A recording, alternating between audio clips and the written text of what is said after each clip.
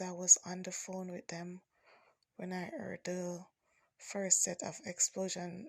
I could hear it as loud and clear as possible, while they were wondering, what is that? What is that? Even though they seem calm, I know they are worried. They are just saying that they are trying to be as safe as possible. They are currently underground at the metro.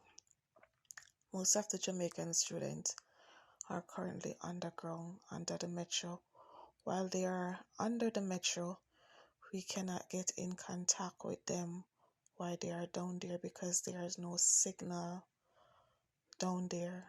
So they would have to come to the front of the metro to text us that they are okay and safe, but once they got back down into the metro, they can not get a signal.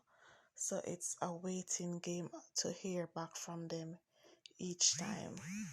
For the past probably an hour now, we don't get back any information from them. Once they are down where they are, in the metro where they are, they cannot get a phone signal down there. They would have no signal.